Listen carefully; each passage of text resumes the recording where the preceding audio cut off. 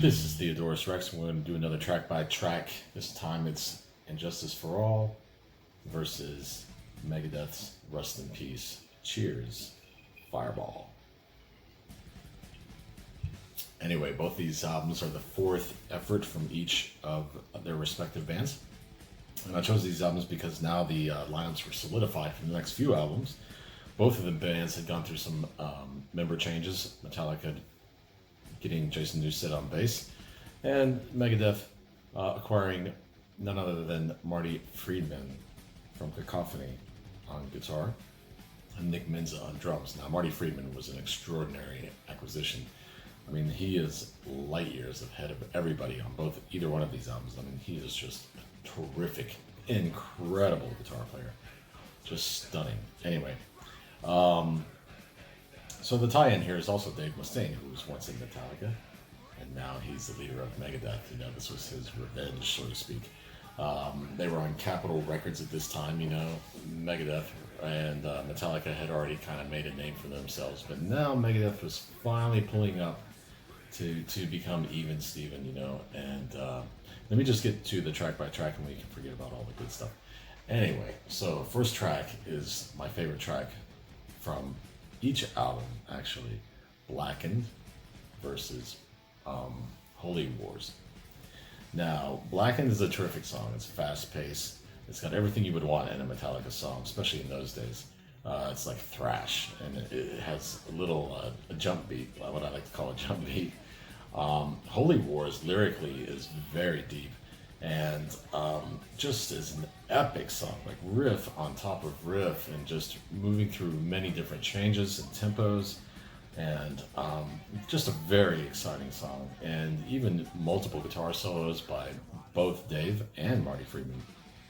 So both terrific songs to open an album, but for my money, Megadeth takes this one. Track 2, Justice for All meets Hangar 18. Now, Hangar 18 was like Area 51, you know, lyrics and kind of about aliens and whatnot, and just has a killer arrangement, killer riffs, and guitar solos from Marty Friedman and Dave again. Justice for All does have a lot of riffs piled on top of it, and starts off with this nice little jingly, almost acoustic number. Lars, you get a real sense of his rhythmic timing in this, and the sound of his drums is pretty interesting here. One thing that Justice for All suffers from throughout is the lack of bass guitar. They just turned Jason Newsted right out of the mix, unfortunately. So for sonic pleasure, you know, and what I'm thinking of an overall song and the arch of a song, or arc, maybe I should say. Strike that from the record. Hangar 18 takes this one. Track 3. Eye of the Beholder, which was a single, and Take No Prisoners. Now, Eye of the Beholder is, you know, it's a Metallica song through and through, but there is nothing extraordinary about it, and I think it's even kind of radio friendly for the time. Take No Prisoners is a better sound quality. You can hear a lot of bass in here, and the drums and guitar are so tight. And to me, it's just a much better song. Even lyrically, it's a stronger song. So again, Megadeth takes this one. Now we're at 3-0 here. It looks like a slaughter. Track 4, 1 versus 5 Magics. Now, 1 was a huge hit on MTV. It was the first video that Metallica ever made, and it was quite a departure from their other songs, even their solo songs. Very melodic, nice long intro with Kirk Hammett showing some finesse on his instrument, and the video, you know, was enchanting and engaging, enthralling, you might say. And the song, you know, progressively gets heavier and heavier, and somewhat like Stairway to Heaven, until the very end where you get this epic climax, you know. So there's no question about this one. I like 5 Magics a lot. I think it's a damn good song. It's a terrific song. But who in their right mind would really pick 5 Magics over 1? So there you have it. Metallica scores their first point. Track 5. The Shortest Straw versus Poison Was the Cure. I'm not going to spend too much time on these two numbers, but I do like The Shortest Straw, and I think it's just, to me, it's a more representative of the album as a whole, and I think Metallica is getting this point. Harvester of Sorrow versus Lucretia, track 6. Harvester of Sorrow, a terrific song. I know it's kind of one of those deep tracks that everybody knows about and everybody likes. Lucretia, on the other hand, is a great song, but not quite at the epic level as Harvester. So Metallica scored another one from Metallica. So we got 3 in a row here. So 3-3. Tie game. That's just what I like. Who's going to get it? Who's going to get it? I don't know.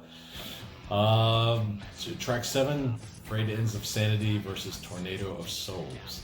Now, if we're going purely on guitar solo here, I think Tornado of Souls wins this one hands down. No questions asked. But Frayed Ends of Sanity is lyrically a very interesting song. I like the concept of, the old man gets older, is fighting his insanity.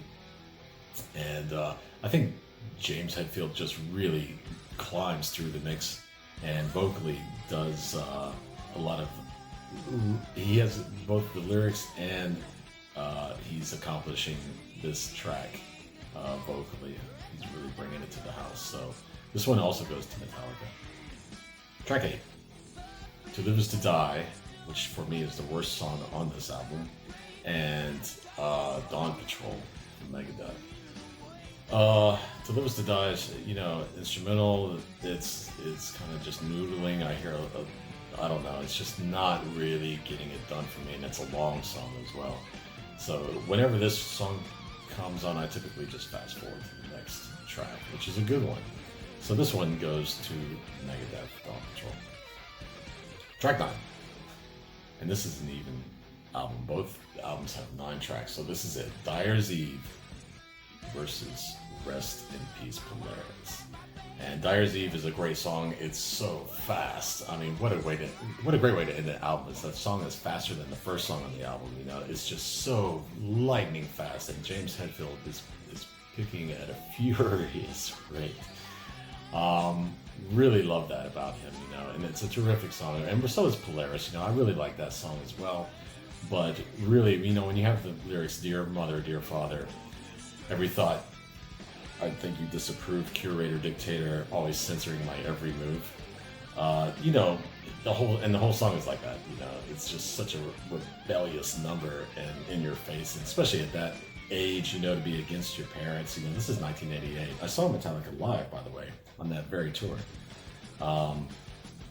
So yeah, this one goes to Dyer's Eve. So, hey man, you had to expect Metallica to take this one, I think. But just by a hair. I mean, Megadeth is a terrific band, and they have, for my taste, I typically listen to them more often. I think Metallica is more target mass appeal, whereas Megadeth stays true to their thrash roots, just, except for one album in their past, which I choose not to name.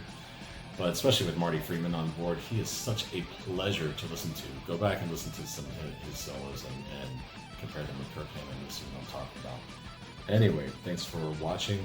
Let me know what you think about the songs. What are your favorites? Leave comments down below and subscribe. Take care.